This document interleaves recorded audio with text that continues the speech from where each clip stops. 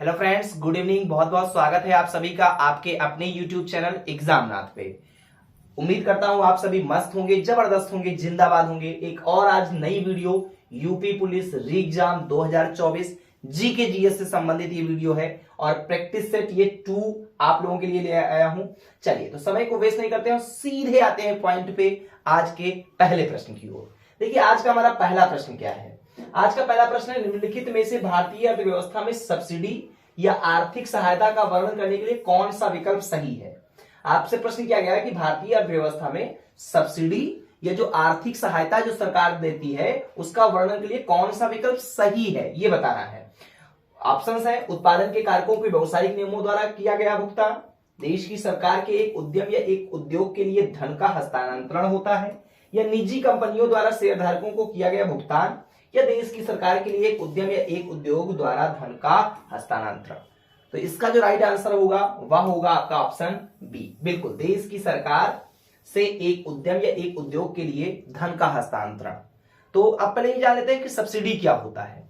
तो ध्यान दीजिए कि सरकार द्वारा जो दी जाने वाली आर्थिक सहायता होती है, क्या जो सरकार द्वारा जो दी जाने वाली जो आर्थिक सहायता होती है उसे ही हम आमतौर पे क्या बोलते हैं, उसे हम सब्सिडी कहते हैं। और जो सब्सिडी होती है वो नकद भुगतान या कर कटौती के रूप में दी जाती है। बात समझ में आया। बिल्कुल, जो सरकार द्वारा दी जाने वाली आर्थिक सहायता को हम क्या बोलते हैं, तो आर्थिक सहायता को दोस्तों हम सब्सिडी कहते हैं। और आमतौर पे जो सब्सिडी होती है वो नकद भुगतान या कर कटौती के रूप में दी जाती है। अतः आपका जो है ऑप्शन कौन सा सही होगा, option B is the right option. B for Bombay is the right answer. बढ़ते हैं नेक्स्ट क्वेश्चन की ओर। हमारा नेक्स्ट क्वेश्चन है, भारत के संविधान की अनुसूचियों की कुल संख्या कितनी है। तो कुल संख्या कितनी है, 11 है, 12 है, 13 है या 14 है। तो ऑप्शन आपका बी सही होगा। बिल्कुल, कुल संख्या 12 है। हाँ, अगर आपसे यह प्रश्न किया जाता कि भारत के संविधान की मूल अनुसूचियां कितनी है, ध्यान दीजिएगा, आपसे कहा गया है कुल संख्या कितनी है, तो भैया कुल संख्या है 12। वर्तमान में कुल संख्या कितनी है, 12 है। बट मूल रूप से अगर अनुसूचियों की संख्या कही जाए तो ध्यान रखिएगा फिर आपका उत्तर सही होगा 8। ठीक है, बात समझे। तो भारत के संविधान की अनुसूचियों की कुल संख्या 12 है, लेकिन अगर हम मूल रूप से बात करें तो मूल रूप से जब संविधान का निर्माण हुआ, जब संविधान लिखा गया, तो टोटल 8 जो है मूल रूप से अनुसूचियों की संख्या थी। बात समझ में आ गई। नेक्स्ट क्वेश्चन की ओर हम बढ़ते हैं।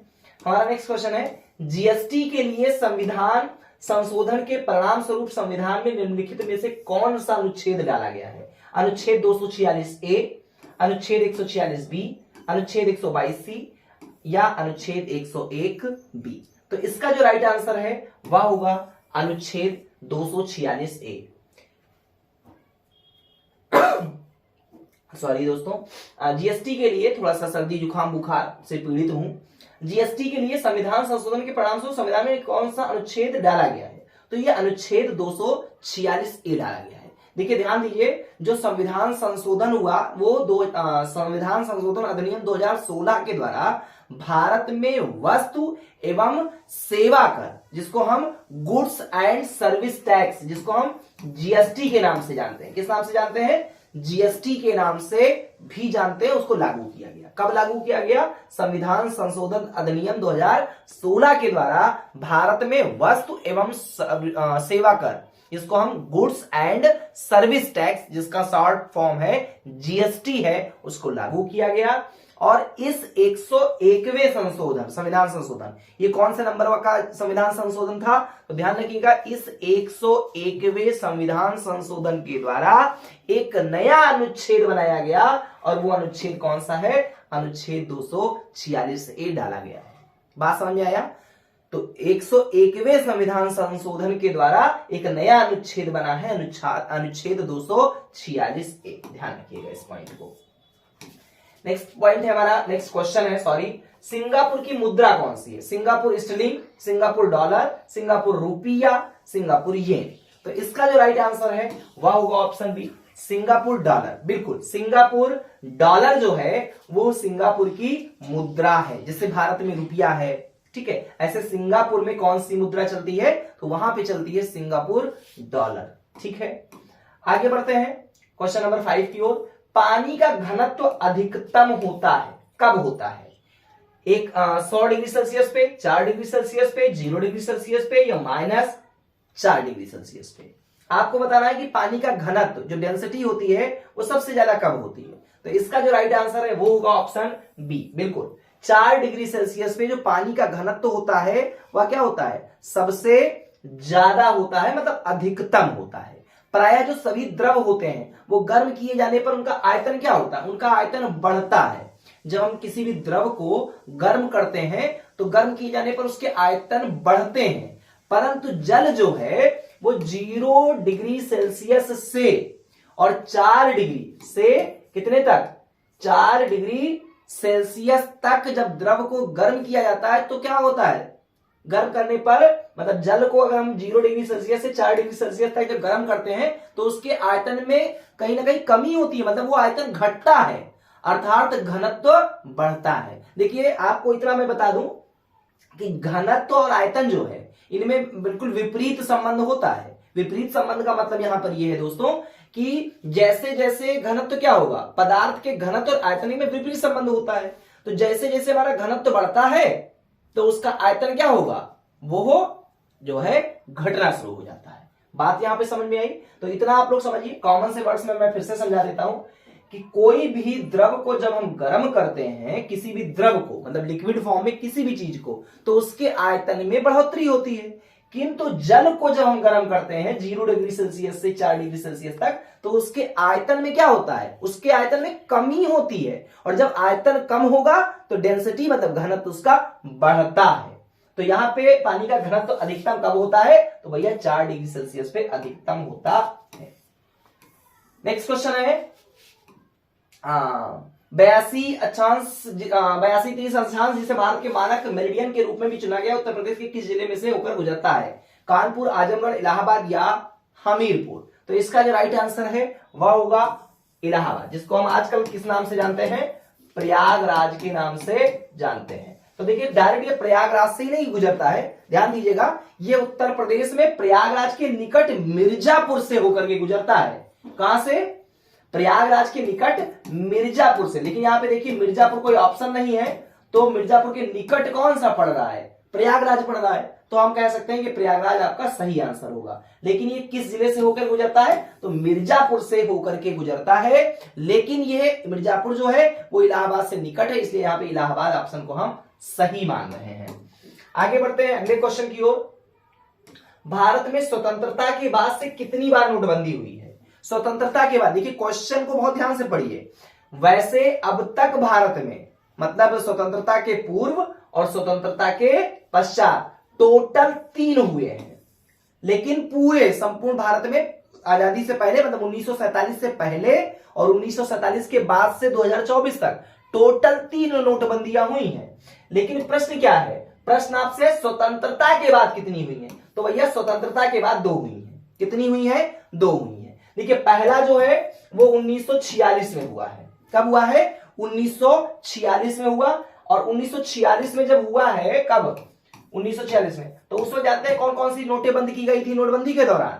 उस वक्त 500, 1000 और 10,000 की नोट बंद हुई थी। बात समझ में आया।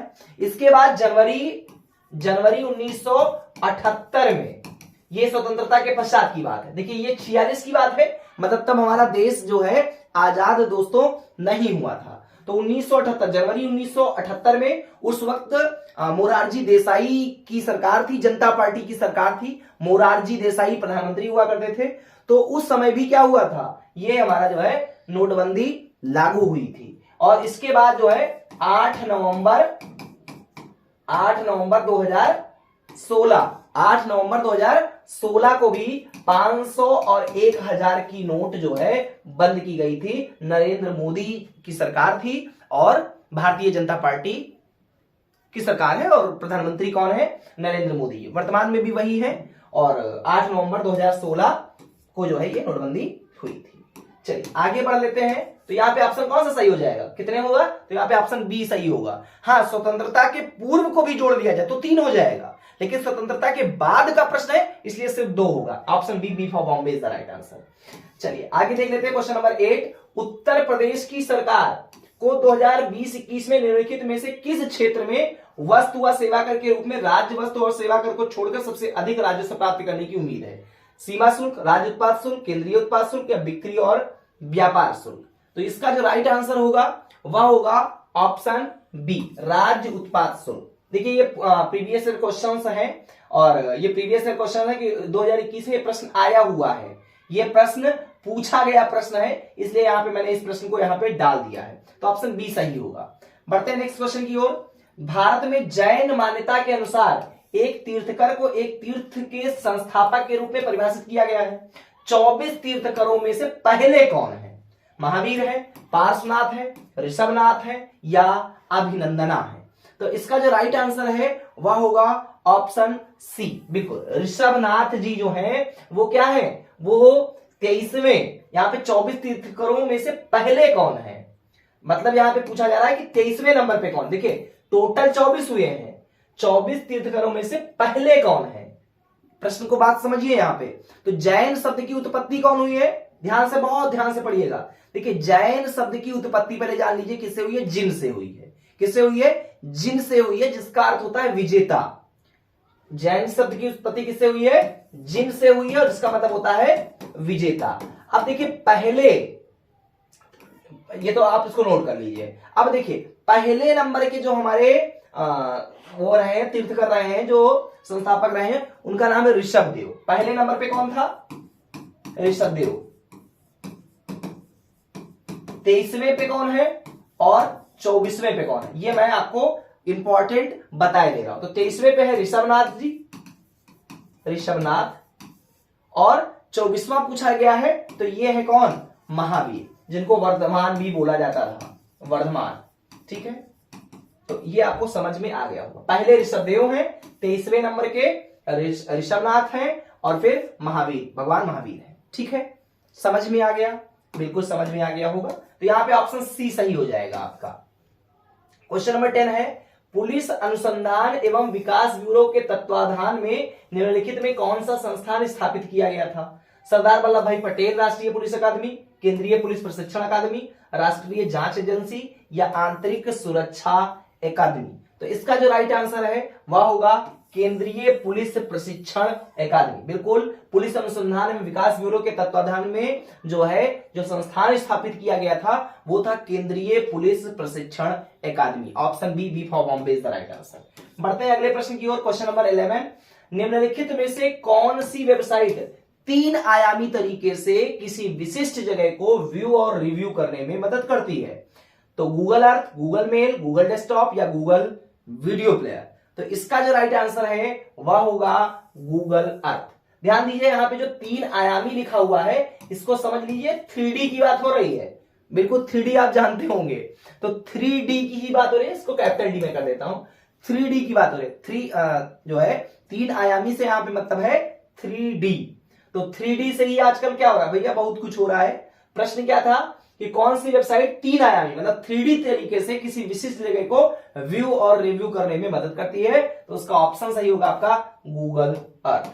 बढ़ते हैं अगले प्रश्न की ओर। एम्पियर की एसआई इकाई क्या है? एम्पियर की एसआई इकाई क्या है? प्रकाश की तीव्रता, विद्युत प्रवाह, विद्युत आवेश या चुंबकीय क्षेत्र? तो इसका जो राइट आंसर है वो होगा विद्युतीय प्रभाव। बिल्कुल, एम्पियर की जो एसआई इकाई है वह क्या होती है? विद्युतीय प्रवाह होता है। Option B, B for Bombay is the right answer. अगला प्रश्न है क्वेश्चन नंबर 13, निम्नलिखित में से कौन सा विटामिन बी का दूसरा नाम है?